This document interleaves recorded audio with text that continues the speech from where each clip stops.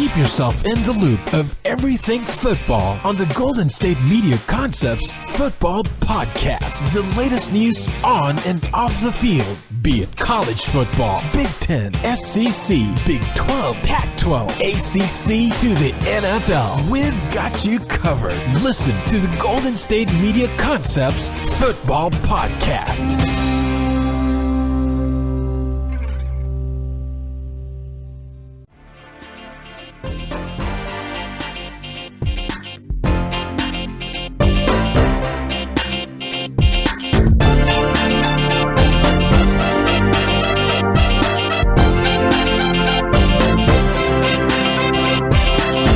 All right, and welcome to the GSMC Football Podcast.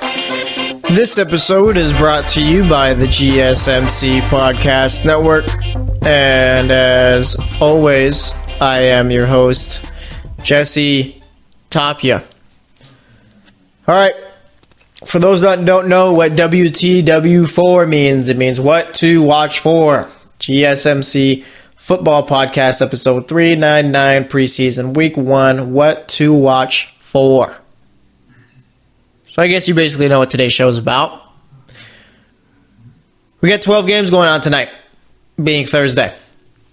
We got Panthers-Bills, Bears-Bengals, Buccaneers-Dolphins, Browns-Giants, Steelers-Eagles, Saints-Jaguars, Redskins-Patriots, Rams-Ravens, Titans-Packers, Texans-Chiefs, Cowboys-49ers, Colts-Seahawks. So basically, that's what's going on tonight, and it's glorious. I understand that I got way too excited for the Hall of Fame game, more than I should have, but football was back. And I feel like my excitement for these games is a bit different, considering the fact that now we're actually going to see some starters play rather than the scrubs the entire time. And when I mean scrubs, I don't literally mean scrubs. I'm just meaning the second and third string guys, the guys who don't get to start. So, yeah, we finally get to see some starting quarterbacks and all that. And it's going to be exciting. So what we're going to do today, since there's 12 games, we're going to do 3 games each segment. Going to talk about what to watch for in these games, meaning which players to look out for and all that. And if there's not too many rookies with these teams or anything like that, then we'll talk about them heading into the season, and we'll try to do that a little bit with every team. So just going to give a little basis on each team as all. So that's how today's going to go. Like I said, I'm excited for it. A lot of football games going on tonight. Off the top of my head, Panthers-Bills is going to be a decent one to watch considering all the starting quarterbacks. Browns-Giants, obviously. Ravens-Rams because of Lamar Jackson. Texans-Chiefs. So, like I said, a lot of great games going on tonight. Not great games, but at least games with some competition. So, let's get it started with the Panthers and Bills game. Last season, both of these teams made the playoffs. Both had the same fate. Both lost in the wild card game. Panthers losing into their divisional rival, the New Orleans Saints. Bills losing to the Jacksonville Jaguars, who lost to the Patriots in the AFC title game. Both of these teams coming off years where they made playoffs going in different directions, I'd say. At least I think we can agree with that, right? Panthers heading into this season basically just trying to make the playoffs once again and possibly trying to win a little more, meaning trying to get to a Super Bowl. Last time they were in the Super Bowl was 2015, if I'm not mistaken, and if I'm not mistaken, they lost that game. Not by a lot, but basically that offense couldn't do anything, given that Broncos defense is one of the all-time great defenses ever. So they're on the road to redemption from that. And then you got the Bills, who, I mean, honestly could end up being the worst team in the league. And I don't think they're that far off. Receiver position has been a problem. They tried addressing that by bringing on a guy like Corey Coleman. Corey Coleman hasn't necessarily been the greatest thing for the Browns in his first 2 years. Now that he's a Buffalo Bill, maybe he could change some things up, but the guy has got to be available first. He's only started 18 games over his first 2 seasons. Not necessarily encouraging there. Kelvin Benjamin, I'm curious to see how much he plays in this game. Kelvin Benjamin sure did say a lot when it came to Cam Newton and the Panthers, saying that he wished they never drafted him, saying that if you would have put him with a much more accurate quarterback, then he would have did a whole lot better. Cam Newton's accuracy has always been a problem, but let's not forget Kelvin Benjamin in his second year, being 2015, missed the entire year with an injury. Coincidentally enough, the Panthers ended up having the best offense in the league that year and also made it to a Super Bowl. So, not sure who the problem was there. But either way, I mean, it's pretty interesting for these two teams. Like I said, going to be watching out to see what Kelvin Benjamin does in this game. But I mean, obviously, we know what the story is with the Bills here heading into this game, and that's their quarterbacks, Nathan Peterman, A.J. McCarron, and Josh Allen. Who's going to be the starter week 1? And from what I've seen from reporters at camp, neither have really done well to run away with that job. And I think that's kind of predictable. Josh Allen is not really an accurate quarterback, wasn't accurate at Wyoming. A.J. McCarron has been a guy who's only started about a few games. And Nathan Peterman threw 5 interceptions in 1 game last season. I mean, that doesn't really tend to make you too excited about the Bills' quarterback situation. One hasn't really played much over his NFL career. Another has accuracy issues. The other likes to throw interceptions. So we'll see what ends up happening here. As for a player to watch too with the Panthers, that's DJ Moore. They're going to see who could finally become that number 1 receiver. Who can fill that void that Steve Smith left years ago, because no one's been able to do it since. So we'll see how it all goes. As far as wins and losses, that's all irrelevant in preseason, so I don't really think I'm going to predict a game here. I'll go Buffalo Bills. How about that? I'll go Bills for the win here. Just for the fun of it, just so when we get back to picking games for real when the regular season comes. I'll go with the Bills. I figure that all these quarterbacks got to play at least to the best of their ability, so you figure they got a little added motivation there considering it's a quarterback competition. So I got the Bills. I say they cover the 3-point spread. Then we got Bears and Bengals. Bears played last week, didn't really play any of their starters given it was the Hall of Fame game. First preseason game for the Bengals this season. And, I mean, as far as the Bengals go, obviously you're watching for Jeremy Ross. Only got about 15 to 20 snaps last season. Didn't really get much of an opportunity, but did also deal with injuries if I'm not mistaken. And as for the Bears, I mean, we'll see what Mitch Trubisky looks like for the first couple of series. I doubt that the Bears really have him playing a long time. Last week, I thought Anthony Miller would play. He didn't, so I'm looking forward to watching him this preseason game. I think he is the best receiver in this draft class. It's probably between him, Ridley, and DJ Moore. So it's going to be interesting to see how Mitch Trubisky and him develop their little connection. Also going to be fun to see him play throughout. Hopefully he plays more than a couple of series. And as for the Bengals, like I said, Jeremy Ross is the guy to watch for. Obviously, we know what we get from A.J. Green, but Jeremy Ross could end up being not a Jeremy or A.J. Green, but more so a guy who takes the double team off of A.J. Green, and you got to play man with both. That's a possibility. Plus, this Bengals team has a real solid defense, and I'm curious to see how Joe Mixon does in his second year. So, I mean, as far as expectations for the season for both teams, Bengals, that's a bit of a tougher one to predict because on paper they got a real solid team. It's just more so a point of can Marvin Lewis get these guys going and playing well. I feel like Marvin Lewis has maybe been there a couple years too long, and maybe the players are starting to be a little fatigued by him. And I mean, anytime you're around someone for that many years, it's going to get kind of old. Shout out to all the married couples out there. But as for the Bears, I mean, their season, they got a bit of wiggle room here. The only real expectation for this season is for Mitch Trubisky to improve. And if he does that, then I think everything else takes care of itself. I don't think Bears fans are necessarily expecting playoffs or anything like that. So, I mean, if the Bears go, what did they go, 5-11 last year? If they go about 6-10, 7-9, I think everyone's going to be pretty happy just as long as Mitch Trubisky played well. So, we'll see about that game. I'm going to go with Chicago winning this one, just considering that they're the younger team. Plus, we get to see Chase Daniel, my hero, all right, has only played thrown 78 passes over his career and has made $24 million doing it.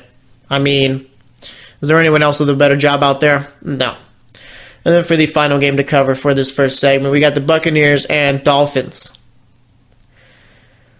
Both teams played with a little adversity last season given the hurricanes that took place in Florida. Both had to take their bye weeks week 1 and play 16 games in a row. That wasn't entirely beneficial for either team. Buccaneers had a terrible season. Miami, played about as poorly as you could with Jay Cutler. Somehow they managed to win 6 games. That's how bad their season was last season. So, what we're watching here with Tampa Bay is how much is Ryan Fitzpatrick going to play? He's going to be the starter for the first 3 games of the season, so I'm figuring he's got to be running it as the starter with the first team for this game. It makes no sense to start Jameis Winston, and if Jameis Winston, if he does play, I'm not sure whether or not he does, but if he does, how much is he going to play? Also, with the Buccaneers, you got Ronald Jones, their new running back, taking over for Doug Martin. He's in a bit of a running back competition there, so it's going to be interesting to see what he does against this Miami defense today. And speaking of Miami, story to watch for here, obviously one of the bigger ones is Ryan Tannehill. Missed all of last season with an ACL injury. Now he's back, preseason game, week 1, playing with a brace, so we're going to see what he looks like, how mobile he is, all right, and how he's able to connect with these new receivers, Danny Amendola and Albert Wilson. I'm curious to see how Albert Wilson does this season, too. I think he's going to be a real bright spot for this team. Frank Gore and Kenyon Drake, I guess, seemingly having a bit of a competition for that starting running back spot, so that's one to look for there. And then, obviously, Miami's first-round pick, Minkah Fitzpatrick. I thought he slid a bit in the draft. I figured he was going to be a top 7 pick. I thought Miami got extremely lucky taking a guy like him at number 11, so we'll see how he does. But as far as my pick for that game, I'll go Miami. I figure that Brock Osweiler and David Fales got something to play for here. Well, jobs to play for considering only one of them is going to be the backup, and whoever is in the backup probably going to get cut. So I think those quarterbacks got more to play for there. So I'll go with Miami taking the win against Tampa Bay. So we're going to wrap it up here. Next up, we'll be talking Browns, Giants, Steelers, Eagles, and then Saints, Jags. So stay tuned, and I will be right back. Are you looking for help for your fantasy football team? Check out the GSMC Fantasy Football Podcast. Get today's best advice on who to start, who to sit, even who you should draft. From sleeper picks to red-hot lineups, they got it all covered for you. That's gsmcpodcast.com/fantasy-football-podcast. We'll cover traditional leagues, dynasty, PPR, even IDP leagues. When you need fantasy help, there's just one show to hit up. Don't forget to like them on Facebook and follow them on Twitter. Visit gsmcpodcast.com for more info.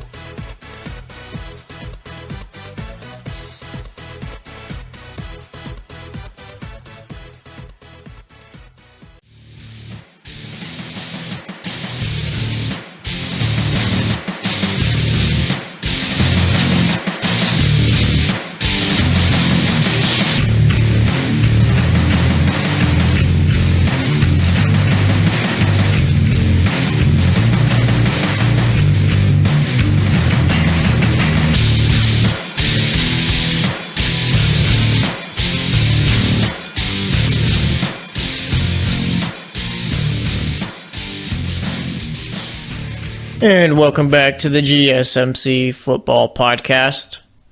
Spent that first segment talking about the Panthers, Bills, Bengals, Bears, Bengals, and then Buccaneers, Dolphins games. Talked about which players to watch for and talked a bit about each team heading into this season. We'll do the same for the next 3 games. Browns, Giants, Steelers, Eagles, and then Saints, Jaguars. So obviously starting with this Browns and Giants game. Obviously, the biggest story of the game is Baker Mayfield, and we touched on it a bit yesterday. Baker Mayfield, I think, probably most likely won't see the field this season unless Tyrod Taylor somehow gets hurt. I just don't see a way where Tyrod Taylor plays poor enough to the point where Hugh Jackson and the Browns say, yeah, we need Baker Mayfield out there. And if that ends up happening, if Baker Mayfield plays at all this season and it's not because of injury, then something went really wrong for the Browns this season. Because, we've seen Tyrod Taylor play over the course of his career, more so with the Bills rather than the Ravens, given he didn't really play too much with the Ravens. But obviously Tyrod Taylor, not a guy who is going to throw for over 350 yards, 3 touchdowns. That's just not his game. Tyrod Taylor is an efficient quarterback who won't throw for many yards, but won't turn the ball over and will keep you in position to win the game at all times. I think that's why we saw the Bills make the playoffs last season. Their offense wasn't necessarily something great, But it was good enough to where Tyrod Taylor gave the defense opportunities to go out and do their job and help win the game, and that's what happened. So now you got Tyrod moving over to Cleveland where, the offense is way better, and I'd say the defense is a bit of a downgrade, but Tyrod Taylor actually has something to work with here rather than what he did over in Buffalo. So, like I said, I think Tyrod Taylor's too good to play poor enough to get benched. But weirder things have happened. So I guess all we look for here is just to see how much Baker Mayfield's going to play and how he looks. Looks like he is going to be playing about 2 quarters. I'm assuming maybe he'll play the first half. I'm sure we'll get Tyrod Taylor for about 2 series and then have Baker Mayfield finish up the first quarter depending on how much time he gets. And then he'll play the entire second. And if it's not enough time for him, we'll probably see him a tiny bit in the third, but I'm assuming not too much. So we'll see how he does there. And it is a new era for the Browns. And we talked about it yesterday also, was the fact that Hard Knocks, from what I saw there, their culture still isn't completely fixed. Meaning they still got that loser Browns culture still. It's still hanging around there. And we saw that with Jarvis Landry. He tried to pretty much nip that in the back by giving his little speech about how you need to be practicing. Because I guess over in Cleveland, Hugh Jackson has this theory that you get off days if you're an injury-prone player. Guys like Duke Johnson, who have been hurt for a lot of their first couple of years, they get scheduled days off just to give them rest and all that. That's not something Jarvis Landry and Todd Haley necessarily agree with. Jarvis Landry voicing his displeasure to the wide receivers and saying they need to be at practice unless they physically can't play. Todd Haley tried giving his 2 cents, but Hugh Jackson wasn't really feeding into it too much. Hugh Jackson, he knows he runs the show, so he figures whatever he says goes. That's fine, but like I said, maybe that's part of the Browns losing culture right there. Guys sitting out practices when they're healthy, but they've been injured over the course of their career, so you get to sit out. Not necessarily great when Duke Johnson's a man you paid this offseason. You got to have him out there. And like I said, I agree with Jarvis Landry. If you're a bit sore or whatever, then you should be out there unless you just physically can't play. But we'll see what ends up happening with the Browns this season. Like I said, it's just that losing culture still lingers on there. And sure, you could have all the great players you want, but if that little loser mentality is still out there, then it's going to spread. And this Browns team, coaching staff, and everyone needs to do a good enough job to where they weed that out. So we'll see what ends up happening. Also, another player to watch for in this game, though, was Antonio Callaway, cited on Sunday for marijuana possession, driving without a license, and all that. He's going to be playing today. Not sure how much, but the Browns have really liked him. I think he's one of the biggest reasons why Corey Coleman got traded. At the first step chart that was put out, he was labeled as a starter. So obviously the Browns have liked what they've seen, and he just needs to pretty much stay out of trouble and keep his head on straight. We'll see how he does tonight. Let's see who else. You got Denzel Ward to look forward to, Nick Chubb, and then obviously Saquon Barkley. Odell Beckham Jr. won't be playing in this game tonight, so obviously the best player in that offense, I'm assuming, is going to be Saquon Barkley. There's been a lot of talk about him being one of the best running back prospects ever. Guys love him, saying he's a better prospect than Ezekiel Elliott. In college, yeah, he looked great with Penn State, sure. But he hasn't played one down in the NFL, and people are already crowning him as if he's the best running back in the league. I want to see how he does tonight against this Browns team. It's going to be interesting seeing him go up against guys like Myles Garrett and that Browns defensive line. So we'll see exactly how well Saquon Barkley does. And even if Saquon Barkley were to run the ball about 10 times for 5 yards, that's not something where you take it and say, oh yeah, Saquon Barkley's not going to be that good this season. So, as far as stats and all that, game doesn't really mean much, but I'm curious to see how well Saquon Barkley plays for the Giants tonight. So then we get the Steelers and Eagles. Games like this, Eagles are Super Bowl champs, so, they're not a team who picked low enough to have a marquee rookie or anything like that. So more so you're looking at guys like Corey Clement, Donnell Pumphrey, and all those guys, seeing how they do since they didn't really get too much time last season.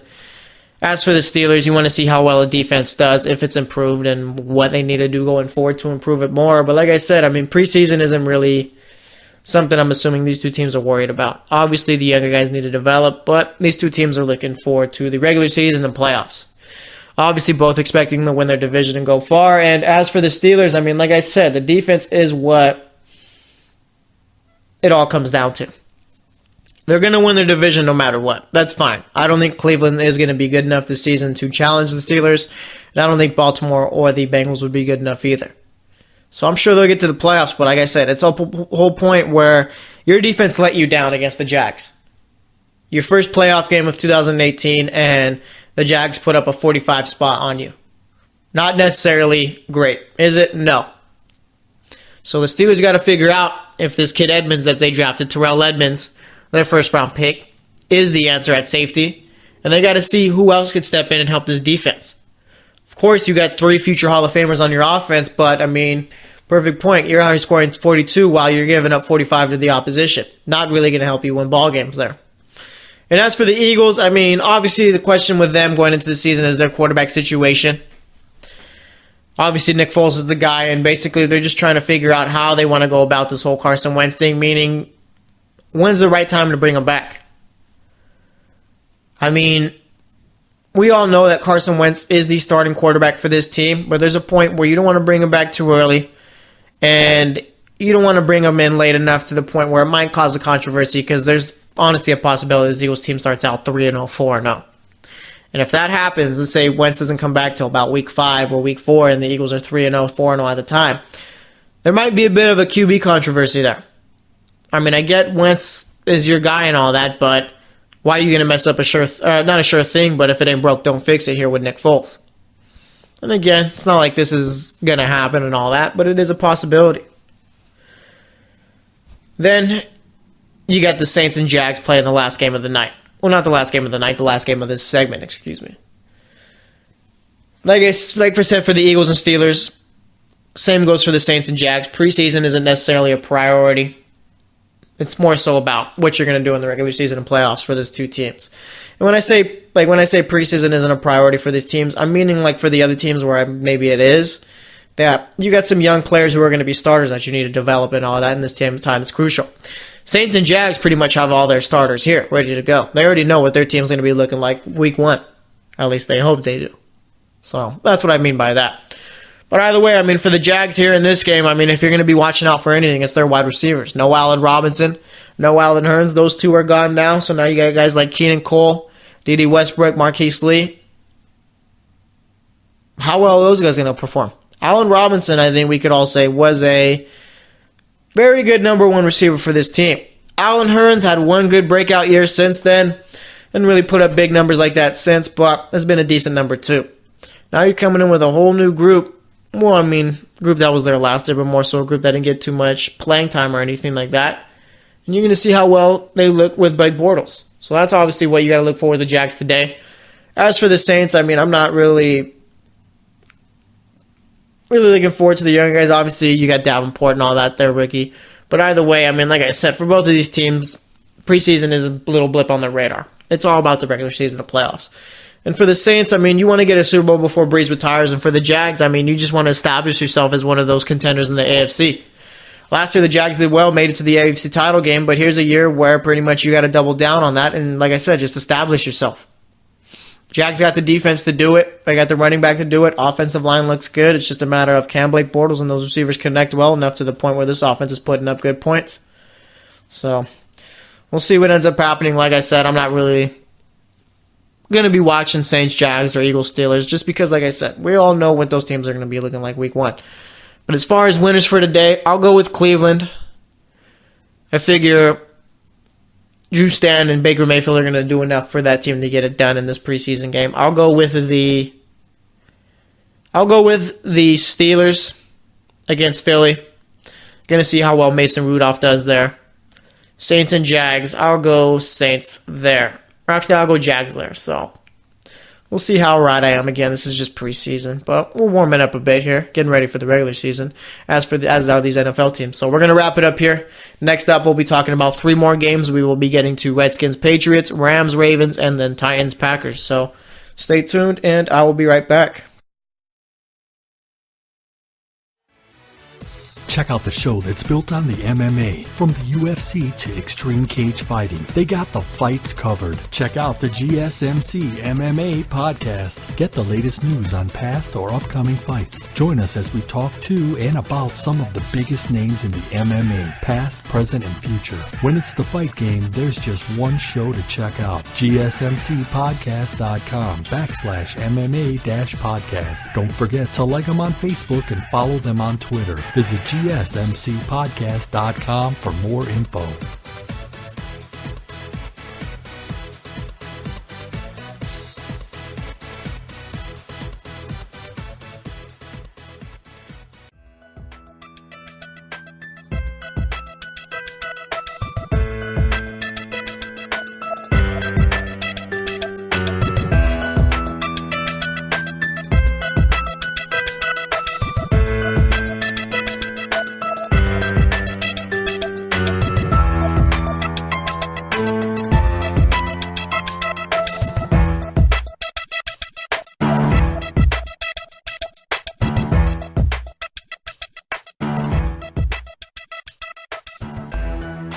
All right, and welcome back to the GSMC Football Podcast. Spent the first two segments talking about 3 games each, and now we're going to be doing that for this segment where we talk Redskins, Patriots, Rams, Ravens, and then Titans, Packers. Last segment we talked Jags, Saints, Eagles, Steelers, Giants, Browns. So let's just get it going.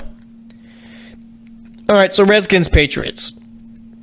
I think just like the last 2 games we talked about, this game right here is one where both teams are pretty established, meaning both teams got their quarterbacks. I mean, that's basically what it means there.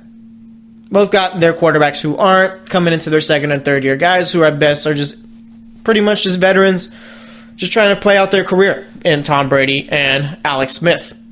We both know what they bring to the table. We both know how well they play.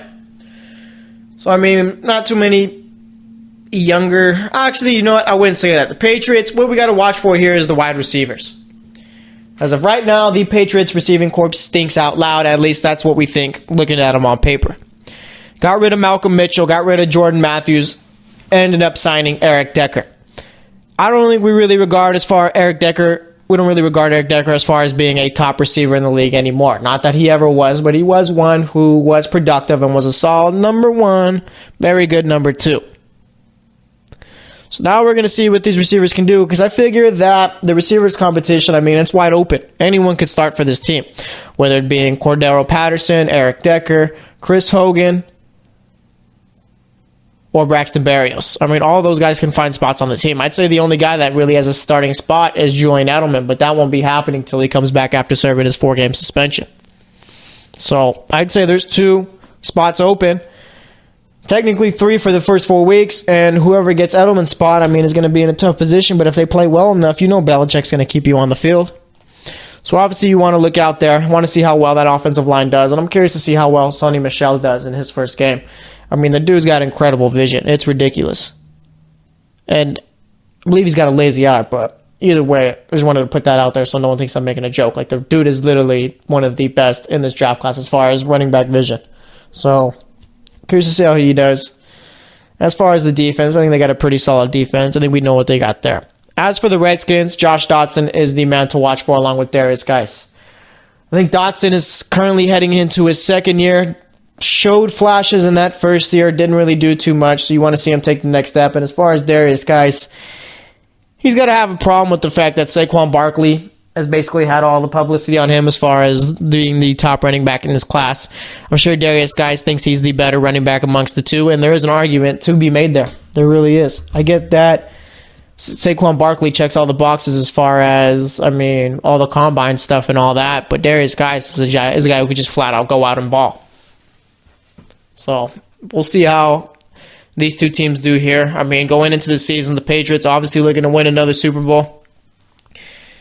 Lost to Philly last year, so they're trying to redeem themselves. And, I mean, we figure that Brady and Belichick don't really have much time left in this league, meaning they'll probably be retiring soon. I mean, there's chatter being reported and all that some people just think that Brady could just call it quits. I think it's been Mike Florio who's really been the man behind this one, but he thinks Brady can just pretty much call it quits if they just end up winning the Super Bowl this season. And, I mean, that's a possibility. His wife talks about Brady and his concussions a lot. I mean, we all know that she wants him not to play anymore. She's the highest paid model in the world. I figure the model business, you do pretty well for yourself if you're the highest paid. So, I mean, really, there isn't really any incentive for Tom Brady to keep playing. I mean, he's already pretty much done everything. He's won Super Bowls. He's already regarded, I think, amongst the majority of people in the football world, fans, everyone included, that he is the greatest quarterback of all time. So, I mean, honestly, what more left does he have to play for? Plus, if Brady retires, he gives a whole lot of other teams chances to win some stuff. So, I'm just saying there. But, yeah, Patriots obviously looking to win a Super Bowl. Nothing's really changed with that team. And as for the Redskins, they're flying under the radar, but they could shock some people, just like the Cardinals could. Redskins aren't that flashy team. They're not America's team. They're not a team who just recently won the Super Bowl, and they're not a team who plays in New York. They play in Washington, and for the most part, last couple of decades, they haven't really won anything. I'm not saying they're going to go out and maybe make it to a Super Bowl or anything like that, but I'm just saying that they could be in that playoff picture come December. And they could be a legit team to make the playoffs. Alex Smith is a good quarterback. You can't tell me otherwise. I could care less what anyone has to say about Alex Smith. Alex Smith is a good quarterback, and I will die on that hill. Do I think he's a top 10 quarterback? No. I think he's probably the 10th, 11th, 12th best quarterback. So kind of in that area. But either way, Alex Smith is a good quarterback, and he knows how to play the position well. All you have to do is stick some talent around him. People get so stuck up on his terrible SF years and the fact that he didn't really go far in the playoffs with Andy Reid and the Chiefs and attribute that to him being a bad quarterback. That's not the case. Back with San Francisco when they stunk because that organization was a dumpster fire. It was terrible. Didn't even know what to do there. And they bring in Harbaugh, finally bring some stability to that organization and some smarts there, and look at that. Alex Smith looks great. Then you take him over to KC, where they got a decent team and a good coach. Alex Smith's in a good situation. He plays well. And I'm not going to put him not going far in the playoffs on him. I don't put that Tennessee A game on him. That's on Andy Reid. And that game where they gave up that huge lead to the Colts, I mean, he did his job. Defense, the one who gave up the points. So, I mean, just as long as I'm not going to count on Jordan Reed either for this season. If he stays healthy, that's a plus. But if I'm the Redskins, I'm kind of going into the season thinking, yeah, you be the starter and all that, but hey, Vernon, make sure you're paying attention over there. Vernon Davis is the guy to watch for over here with Washington. I think Vernon Davis, he's not going to look like how he did with San Francisco, but that Alex Smith-Vernon Davis connection can do some magic this season, I'd say. Like I said, I want to see how Josh Dotson does. I think Jamison Crowder's going to play well, and I really like this Washington Redskins defense. So do not sleep on the Washington Redskins. That is a verbal warning. So, as far as my winner for this game, I guess I'll go Redskins since Colt McCoy's the backup. I think the theme I'm going with for picking teams here is whoever's got the better backups. So, I'll go Washington there. Then we got the Rams and Ravens playing. The Rams are already an established team. They already know who their starting 11 on both sides of the ball is going to be. I mean, I'd say I'm not too excited as far as their rookies. Just being honest here. So it's more so one where the preseason doesn't really matter for this team. They're just trying to get to the Super Bowl. But for the Ravens, tryout number 2 for RG3. Going to see how he looks. Hopefully going to get some more time watching him play. And also Lamar Jackson. Lamar Jackson didn't necessarily play great in the Hall of Fame game, but I think did do well enough to show us that, yes, this kid definitely has some talent. And if he takes a year or two, he will be a star. I think we could all agree on that. So, obviously, Lamar Jackson, the story to watch for in this Rams-Ravens game. Going to see how he does. I want to see how RG3 does also. The Ravens are just going to be an interesting team, just considering that they got 3 solid quarterbacks. Solid quarterbacks, at least for the preseason. I think we could all say Joe Flacco has become a below-average quarterback. But either way, I mean, like I said, the Rams are not really much to look forward to for the preseason. It's just more so Super Bowl or bust type of year for them. And like I said, that's all you can really say about the Rams. I mean, there's no making the playoffs. That's the goal. No, the goal is to win the Super Bowl for that team. You don't bring on all those guys and not expect to be in the Super Bowl. So, obviously, if I'm putting on the Rams and Ravens game, I'm going to be watching for Lamar Jackson and RG3. As far as my winner, I'm going to go Baltimore. I mean, like I said, they got the better backup quarterbacks. So then for the final game to cover for this segment, we got Titans and Packers. Talked about yesterday, Aaron Rodgers wasn't too happy with the young receivers not being up to speed. Aaron Rodgers doesn't got much time left. Aaron Rodgers needs to win another Super Bowl or two. Aaron Rodgers has the talent to be regarded as the best quarterback of all time. He's got the talent. We all have seen what he can do. Now he needs to build up his resume. Needs maybe another MVP on there. Needs another All-Pro team. Needs to maybe make another Pro Bowl. Throw for about 4,500 yards, 35 touchdowns. Get a Super Bowl. Now, like I said, all he's got to do is build that resume. I think we could all establish that he's a Hall of Famer, but now you want to make that all-time status. So, yeah, Packers, all they got to do is go out and win a Super Bowl. That's the goal. That is the absolute goal right there. As for the Titans, how about we just improve that offense compared to last season? I mean, last season the offense was brutal. Marcus Mariota didn't look good at all last season. And when I mean at all, I literally mean week to week. He was terrible. I think that was more so Mike Mularkey's fault rather than Marcus Mariota's. I think Matt LaFleur is going to work wonders with this offense, and I think they're going to be one of the 10 best offenses in the league, dare I say it. I like Derrick Henry. I like Deion Lewis. Curious to see how Corey Davis does tonight. And as far as the Packers, I mean, they got their running back competition that they got to worry about along with their cornerbacks. So we'll see some of those cornerbacks go up against a guy like Corey Davis, whether it be Josh Jackson or I can't remember. I think it was Alexander, the other one, Jair Alexander out of Louisville, I believe, for the Packers. One of them is going to be going up against Corey Davis, I'm sure. So we'll see how they do there. I guess that's the matchup to watch right there is Corey Davis versus those rookie cornerbacks. So as far as a winner for this game, I'll go with the Packers. Again, Brett Hundley, Deshaun Kaiser. Got the better backup quarterback. So that's all I got to say about that. We're going to wrap it up here. Next segment, we'll be finishing up talking about the Texans-Chiefs game, Cowboys-49ers, and then Colts-Seahawks. So stay tuned, and I will be right back. Check out the show built around the women of MMA. From the UFC to the extreme cage fighting, we got the fights covered. Listen. It's the Golden State Media Concepts Women's MMA Podcast. The latest news of upcoming fights, discussions of previous matches. Join us as we talk to and about the biggest names in women's mixed martial arts, past, present, and future. When it's the women's fight game, you know where to listen to. The Golden State Media Concepts Women's MMA Podcast.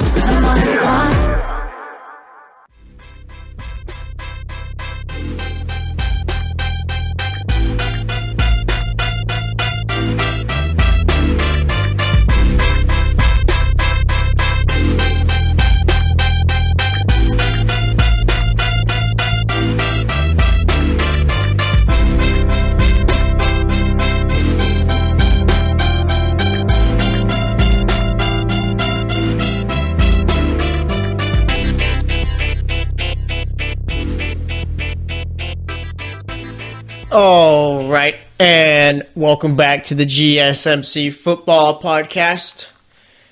So far today, we've gone through 9 of the 12 preseason games. We've been talking about each game, talking about what to watch for and all that. Now we finish off with the last 3, Texans, Chiefs, Cowboys, 49ers, Colts, Seahawks. So let's start it off with the Texans and Chiefs game. I mean, obviously, what to watch for here. If they are going to be playing, I'm assuming Patrick Mahomes definitely will be, but, I mean, you're watching Deshaun Watson and Patrick Mahomes. I'm not sure, because I haven't double-checked today yet before, because obviously now we're starting to figure out who's playing tonight and who's not, but whether or not Deshaun Watson is playing. Deshaun Watson obviously tearing his ACL last season was a bummer for the Texans. And I guess it was a bummer even if you weren't a Texans fan. I wasn't a Texans fan at all, but I remember I was recording the podcast for this show. I see the update, and I'm just like, this is terrible. Why? Because Deshaun Watson was tearing it up last year. It was honestly fun to watch Deshaun Watson play. Like, it was entertaining, it was electric, all that stuff. But it seems like he is going to be playing tonight, from what I'm reading right here. So, obviously, yeah, Deshaun Watson and Patrick Mahomes are the guys to watch for in this game. Deshaun Watson, because of the fact that the guy's torn his ACL twice over the course of his football career. Once at Clemson, once here with the Texans. Deshaun Watson isn't necessarily a guy who is going to... He's not going to be a guy who's going to... he's not a guy who takes off with the ball. He's not a scramble quarterback. He could throw inside the pocket, so I think he's going to be fine there. But obviously, there are times where he's got to take off with the ball, and at times where he is going to use his legs. So obviously, you're going to see maybe if he does that at all today. I'm not too sure if the Texans are just going to let him loose or if they're going to kind of limit him as far as the play calls and all that tonight. But either way, going to be watching for Deshaun Watson. Curious to see if J.J. Watt plays. You figured a guy as good as J.J. Watt probably won't. But either way, we'll see about it. And as far as the players not playing for the Steelers tonight, I see it's T.J. Watt, Bud Dupree, Le'Veon Bell, Antonio Brown, and Ben Roethlisberger. So just to give an update there. So then over with the Chiefs, you got Pat Mahomes. We know Kareem Hunt's a good running back. We know Tyreek Hill's a good receiver. We know Travis Kelce's one of the best tight ends in the league. Is Patrick Mahomes good enough to play with these guys? Meaning, is he going to play up to their level, or are they going to have to kind of wait around for Patrick Mahomes? The Chiefs really went out on a limb here by getting rid of Alex Smith and making Mahomes the starter for this season, just given the fact that you had a good thing the last few years. Of course, you didn't really go far in the playoffs. I don't necessarily think that was your quarterback's fault. But, you were making the playoffs. Now you bring in a guy in Pat Mahomes who, yes, probably has the strongest arm in the NFL. But is he going to get you to the playoffs? Or is it going to take a couple of years before you get back just because he's got to develop? And I think if you got to wait a couple of years for Pat Mahomes to get you to the playoffs, and those are wasted 2 years. This team is good enough to the point where maybe the defense needs a little bit of work, but the defense was better. Maybe they're Super Bowl contenders if you're not looking at quarterback. So it's going to be interesting to see how the Chiefs do this season. I wouldn't necessarily say... Actually, you know what? I would. I do think that division might be up for grabs. I'd say right now the Chargers are the front runners to take that division. But also, you got to worry about the Broncos, and then you got a Raiders team who, with Gruden, could be very good or could be very bad. So I don't think